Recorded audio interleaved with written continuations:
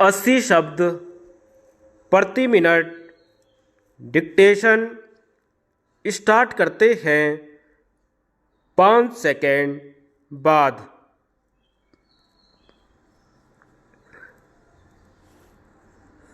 सभापति महोदय, मैं रक्षा मंत्रालय की मांगों का समर्थन करने के लिए खड़ा हुआ हूँ। वर्तमान घटनाओं से पता चलता है कि संसार का हर देश अपनी सुरक्षा के बारे में चिंतित है और उसके लिए हर प्रयत्न कर रहा है। इस दृष्टि से अन्य देशों की तरह हमारे देश में भी रक्षा मंत्रालय का महत्व है।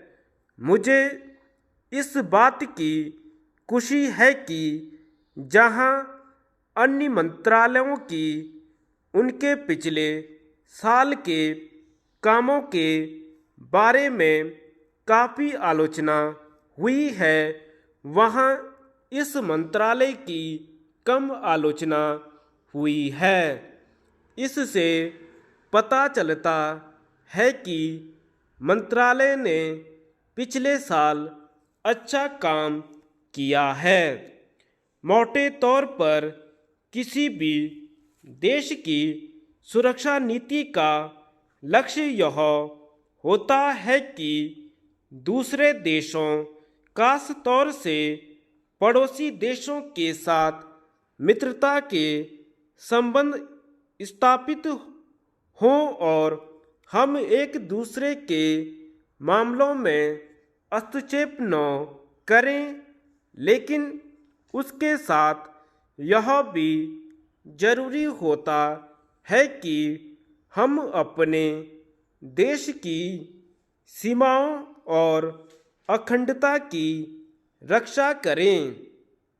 इसलिए हमारे देश का यह कर्तव्य हो जाता है कि हम अपने पड़ोसियों के कार्यों पर पूरी नज़र रखें, क्योंकि आज तक हमारे देश पर जो संकट आए हुए हमारे पड़ोसियों से आए हैं।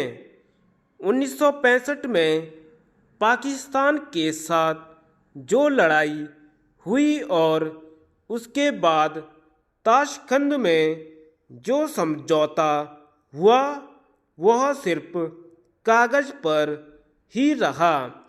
पाकिस्तान ने उस पर कोई अमल नहीं किया। इस दृष्टि से बहुत ज़रूरी है कि हम अपने देश की सुरक्षा की हर तरह से व्यवस्था करें।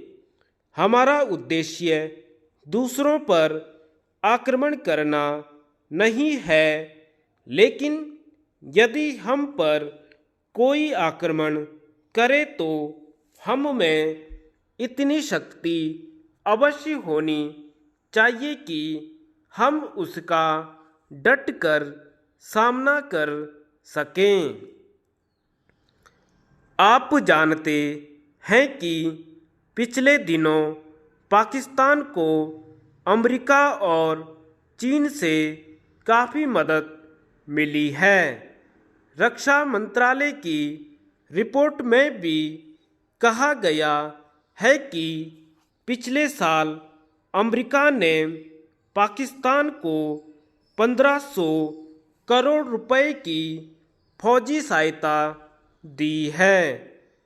आज जहां हम फौजी सामान के लिए अपने कारखानों की मदद से अपनी शक्ति बढ़ाने का प्रयत्न कर रहे हैं, वहां पाकिस्तान संसार के देशों से फौजी सामान खरीद रहा है।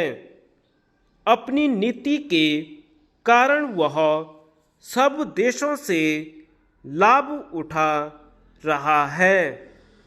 मेरा सुझाव है कि हमको भी अपनी शक्ति बढ़ाने के लिए संसार के अन्य देशों से अधिक फौजी सामान खरीदना चाहिए। आज तिब्बत की सीमा पर चीन की 1.5 लाख फौज खड़ी है। धन्यवाद।